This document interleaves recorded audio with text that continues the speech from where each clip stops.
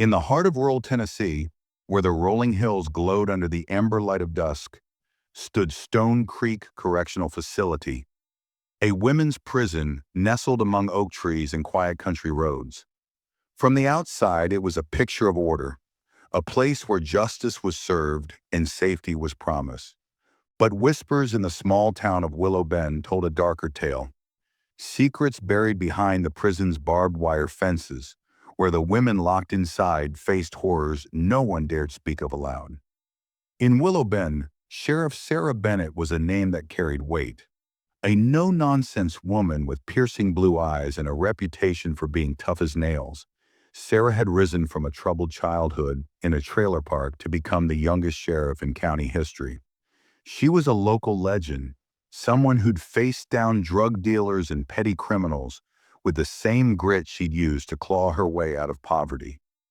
They said even the guilty confessed when Sarah stared them down, not out of fear, but because her resolve made them believe in second chances.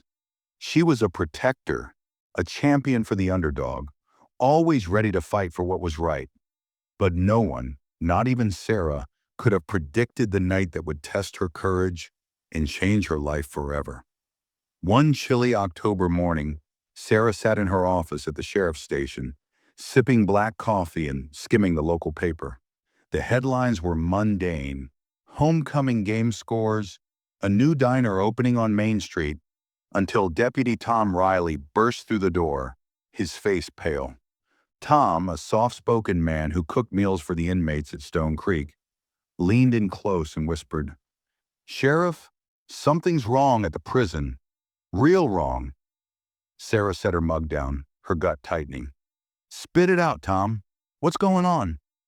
He hesitated, then said, "The women in there, they ain't safe.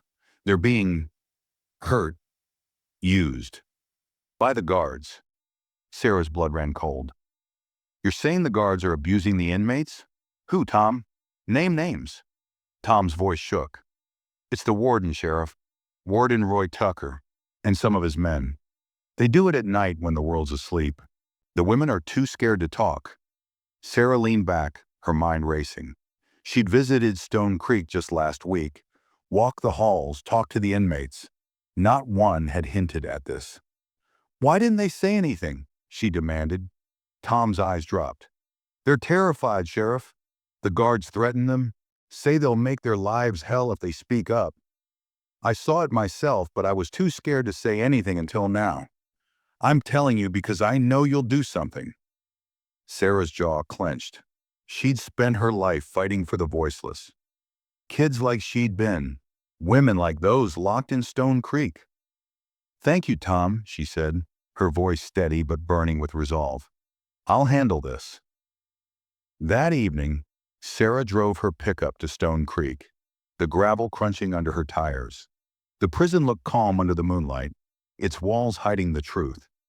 She interviewed inmates, her badge gleaming under the fluorescent lights, but their eyes were downcast, their answers vague. Fear hung in the air like a fog.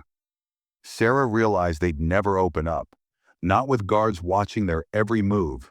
She needed proof, and there was only one way to get it. She'd have to go inside, not as Sheriff Bennett, but as one of them.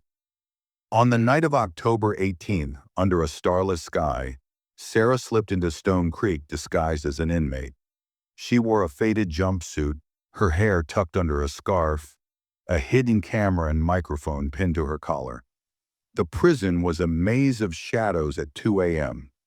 Some guards dozed at their posts, others patrolled, but in the women's block, a sickening scene unfolded.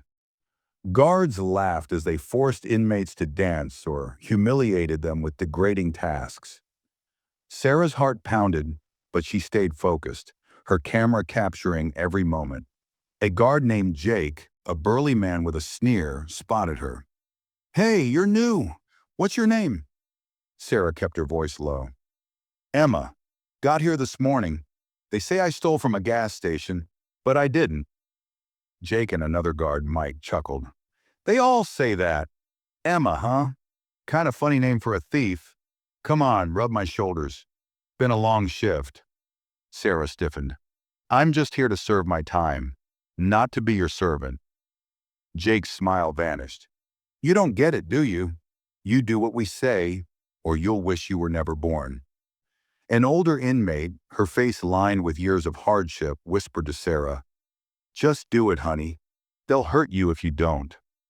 Sarah shook her head. Why don't you fight back? The woman sighed. Because they run this place. We've got no choice. Jake grabbed Sarah's arm, dragging her to a dimly lit storage room with Mike trailing behind. You've got a mouth on you, Jake growled. Let's see what the warden thinks of that. Alone with the two guards, Sarah knew the moment had come. She pulled out her sheriff's badge and held it up. I'm Sheriff Sarah Bennett. You're done. Jake and Mike froze,